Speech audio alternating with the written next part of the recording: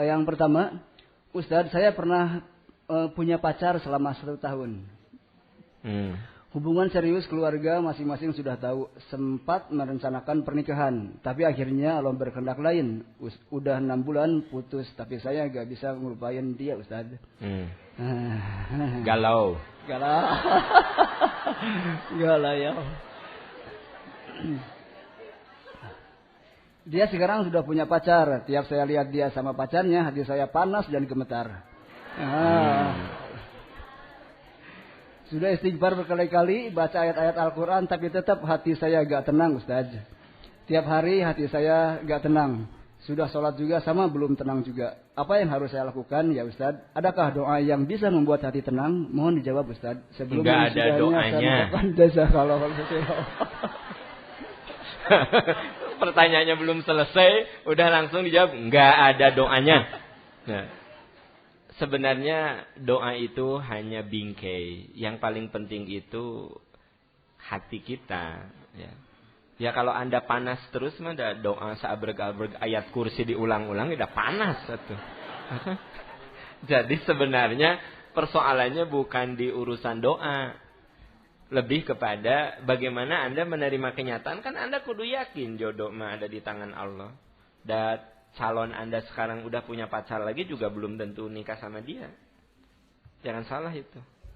Ya, udah aja kalau memang Anda putus selesai ya sudah, Anda katakan, oh Allah mau ngasih yang lebih bagus dari dia. Gitu. Kalau misalnya Anda lepas dari seseorang ya, misalnya nggak usah, aduh gimana ya, aku teh tanpa dia makanya hidup tanpa makna. Aku tuh ya kalau tanpa dia ya, aduh hidup teh benerlah tak berarti. Aku itu kalau tanpa dia kayaknya aku tidak akan pernah menemukan lagi laki-laki yang lebih baik dari dia. Ngomong kosong. Apa teh? Gini, Anda dekat sama seseorang, hati Anda udah klop. Tiba-tiba ada situasi yang membuat Anda terpisah. Katakan dalam hati, oh Allah mau ngasih yang lebih bagus dari dia. Saya mah orangnya gitu. Masa kapan Anda lihat saya punya beban? Enggak pernah. Iya loh Bu. Jadi saya tuh orangnya gini. Jadi gini, oh Allah mau ngasih yang lebih bagus gitu. Udah selesai. Misalnya ada apapun lah, sebenarnya apapun. Bahkan misalnya satu saat kehilangan apa gitu, ya gitu. Hilang 100.000, oh Allah mau ngasih yang 100 juta. Simple ya gitu. Jadi gitu loh. Kalau hidup tuh bikin simple. Hidup tuh udah berat tahu. Udah hidup berat terus. Aduh kalau nggak sama dia gimana ya? Dia teh kan orangnya baik banget. Omong kosong. Ya, itu hanya hilas syaitonia. Itu hanya bisikan setan. Kan ayat yang mengatakan asa antaqrahu syai'an wa huwa khairul lakum. Boleh jadi sesuatu itu kamu suka, justru itu baik untuk kamu. Maksudnya, kalau kamu ditimpa sesuatu yang gak baik, kamu harus katakan, oh Allah mau ngasih yang lebih baik. Gitu. Emang sih bagi yang lemah iman, ini kata-kata ini susah dicerna. Jadi bagi orang yang imannya lemah, kata-kata ini susah dicerna. Emang, kelihatan. Langsung ngahuleng, naon maksud? Seteka harti pisan. Bagi yang lemah iman, tapi bagi mayoritas di sini kan rata-rata imannya udah advance. Nah, kalau yang tadi statement saya itu bagi orang yang imannya basic ini susah dicerna. Ya, teka harti we, omongan tadi teh enggak semangat. Tapi Anda makan rata-rata ini saya lihat rata-rata middle up lah gitu ya. Intermediate, advance gitu kan. Nah, makanya saya ngomong gitu teh langsung bisa dicerna. Oh iya, gitu ya. Pokoknya gini, Ibu misalnya ya, kehilangan tas, ya Ibu katakan innalillahi wa inna ilaihi raji'un. Biasalah doa seperti kehilangan. Hari kamu menita sedih, nya jika nama Allah mau ngasih yang lebih bagus dari itu. Kan kemarin teh kawe tilu nya. Insya Allah, ya engke teh ori engke mah ori geresok ori gitu ya kan. Jadi iya, begitu. Nah, si teteh ini kan lepas tuh ya. Coba, kalau Anda katakan, oh Allah mau ngasih yang lebih bagus. Mual panas. tidak harus baca ayat kursi, tenang. Betul nggak? Ya, begitu laki-laki itu udah punya pacar lagi, udah punya calon lagi, Anda katakan, insya Allah aku juga dikasih yang lebih bagus dari itu. Ya kalau itu rezekinya perempuan itu ya sudah, nggak masalah. Apa sih masalahnya? Nanti juga Allah ngasih lagi rezeki ke saya. Maksudnya rezeki laki-laki ya. Atau laki-laki ngasih rezeki perempuan. Karena jodoh itu rezeki loh Bu. Pak, jodoh itu rezeki, hati-hati. Makanya ada yang penampilannya bagus, susah sekali lakunya. Ada yang butut nih antri tujuan.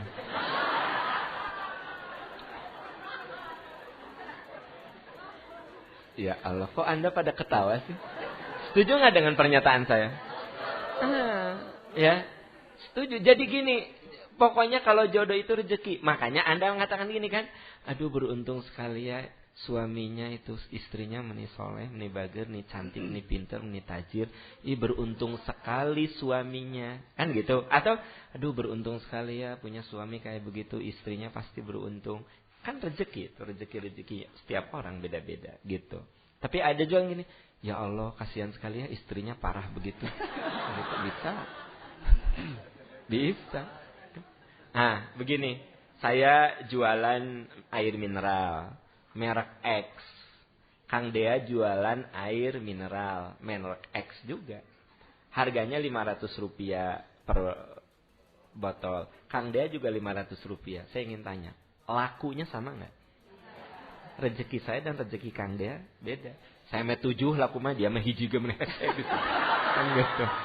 Nah, atau sebaliknya, ya kan gini, saya hiji, dia mah teu laku hiji acan. Gitu, ya kan? Jadi rezeki kita tuh beda-beda. Iya, benar. Saya mah kan suka ingin adil ya, sekali ewang gitu ya. Saya 7, dia mah laku 1 gitu. Atau saya 1, dia teu laku. Jadi maksudnya hidup itu setiap orang ada rezeki. Yabsut, Allah membukakan, yabsutu membuka rizkinya lima yasha, kepada yang dikehendakinya. Dan Allah yakbid itu menggenggam, menahan rezeki kepada yang dikehendakinya. Kenapa? Allah berikan kepada yang dikehendaki dan Allah tahan kepada yang dihendaki. Karena hidup itu liyabluwakum, batu ujian aja untuk kamu. Bapak Ibu yang sekarang diberi oleh Allah segala kenikmatan, hati-hati, itu teh ujian. Ya. Fir'aun itu kan diberi kecerdasan, kekuasaan, kekayaan, tapi dia enggak lulus dengan ujian itu. Dia katakan ana rabbukumul a'la, aku ini Tuhan kamu. Nabi Sulaiman diberi sama kekuasaan, kekayaan, kedudukan. Dia katakan hadza min fadli rabbi, ini karunia Tuhan. Tapi boleh jadi kita juga diuji dengan kekurangan. Jadi kenapa Allah menahan dan melepas? Hakikatnya mah ujian aja. Sekarang saya di sini ujian, Anda duduk di bawah ujian. Iya, dan yang penting mah nanti di akhirat mah amal soleh kita, bukan siapa yang bicara di depan. Benar nggak yang saya omongkan? Jadi nanti di akhirat sudah tidak bicara mana ustad, mana jamaah, mana kiai, mana santri. Enggak. Nanti yang Allah hitung tuh amal soleh setiap orang. Gitu. Iya. Jadi boleh jadi ada orang yang hafal Quran, tapi surganya kalah sama orang yang hafalan Qurannya sedikit. Karena memang otaknya tidak cerdas. Ku Allah diberi ujian, memorinya itu terbatas sekali. Memorinya hanya menampung 3 surat. Kulhu inna atoena wal asri. Ditakdirkan gitu, memorinya teh sempit bisa. Pernah ngapalkan surat lain, nu 3 surat teh kahapus. Kebayang nggak? Kulhu inna atoena wal asri. Dia mencoba mapalin Al-Qari'ah, 2 surat hilang.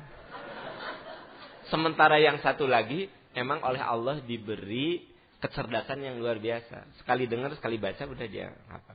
Tapi karena yang memorinya terbatas itu dia begitu soleh, boleh jadi surga orang ini yang memorinya terbatas lebih tinggi daripada orang yang hafal Quran.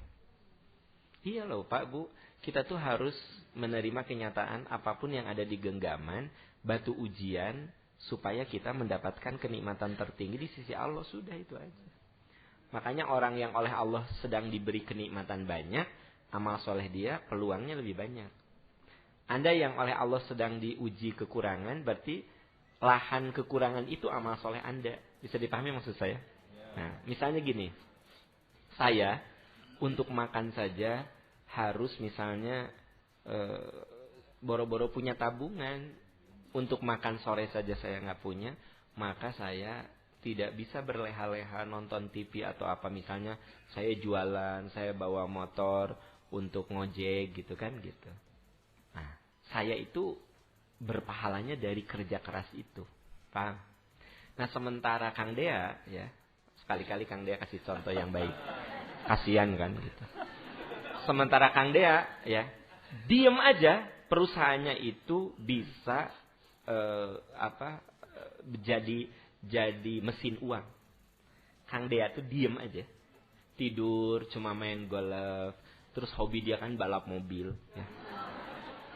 Balap mobil ya gitu, golf. Pokoknya mah sekilas mah Kang Dea teh nggak ada gawe, tapi rekeningnya selalu penuh.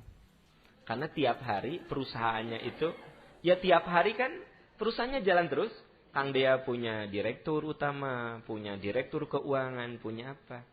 Pokoknya mah dari perusahaan itu masuk aja ke Kang Dea. Kang Dea mah ulin, main gitu. Ke luar negeri ya gitu, belanja apa. Tapi duitnya itu nggak pernah habis. Nah, berarti Kang Dea itu tidak perlu mikirin untuk makan, untuk tempat tinggal, untuk pesawat, untuk apa. Nah, berarti sebenarnya boleh jadi karena Kang Dea itu cuma ngabisin waktunya cuma balap mobil, main golf, ya kan gitu. Cuma putar-putar di mall. Kalah itu sama orang yang kayak saya untuk makan saja. Kalah. Ya. Orang yang kayak saya hanya untuk makan saja, saya kudu ngojek. Ya. Untuk dapat 10.000 itu saya harus berjuang. Ya di akhirat tuh saya lebih mulia daripada dia. Jadi sekali-kali Kang Dea diberi contoh yang bagus. Ya, gitu. Hari ibu naon ketawa kan Kang Dea coba. Duitnya kan selalu isi rekeningnya. Kerjaannya cuma golf. Apalagi main balap mobil. Ya. Cuma menghadiri acara peragaan busana di Paris. Ya, gitu. Dia tuh nyantai banget. Tapi di akhirat. Ya, di akhirat, nah itu kasihan sekali dia. Kan gitu. Jadi teman-teman, gini. Oke. Jodoh itu rezeki, harta itu rezeki. Makanya gini, semua orang kata Rasul bisa masuk surga sesuai dengan yang Allah titipkan pada dia. Kan ginilah, dunia mah sebentar. Apa sih nikmatnya dunia? Bukan berarti tidak boleh menikmati. Percaya ke saya. Sebentar. Ya. Saya rasanya baru kemarin itu nikah ya. Sekarang ternyata anak saya sudah pada gede gitu. Bentar lagi anak saya ada yang udah selesai kuliahnya. Pap doain ya aku udah mulai skripsi. Nggak kerasa ya. Saya rasanya baru kemarin loh nikah. Dan saya rasanya masih muda aja. Banyak sih yang bilang gitu. Nah. Dengar dulu itu. Menunjukkan saya teh betah ya. Betah. Anak saya ternyata udah 21 tahun. Udah mau sarjana. Ya gitu. Kalau saya suruh sekolah lagi, saya sarankan sekolah lagi. Dia sekolah lagi 2 tahun, usia 23 dia S2. Saya suruh sekolah lagi, ya 4 tahun, usia 26, 27 dia sudah S3. Gitu kan. Berarti saya tuh sebenarnya sebentar lagi juga pulang. Digantikan oleh generasi berikut. Jadi hidup mah sebentar loh Pak Bu. Jangan merasa lama gitu loh. Nah, oleh sebab itu, apapun yang Allah titipkan pada kita, apapun ya, itu tinggal kita manfaatkan. Jangan salah loh, banyak saudara-saudara kita yang duduk di sini itu sudah pulang. Gitu. Kita tinggal nunggu giliran saja. Nah makanya, apapun sekali lagi saya katakan, apa yang Allah berikan pada kita, itu sarana aja untuk kita berpulang secara indah. Kalau ada orang yang diuji dengan kekurangan harta, dengan penyakit, dengan jodoh yang tidak soleh, jadikan itu pintu surga. Dah, gitu. Jadikan itu pintu surga. Suami ibu teh ya udah mah butut deh. Bodoh. Gawe judi. Gitu. Nggak pernah kerja. Ibu yang kerja abis-abisan gitu kan. Ya, jelas para ibadah terap. Udah Bu, fokus aja. Ibu katakan, ini lahan surga saya. Ini lahan surga saya. Gitu. Bagi Anda yang oleh Allah diberi kenikmatan, punya suami teh soleh, jaba pinter, kaya, kasep, ya.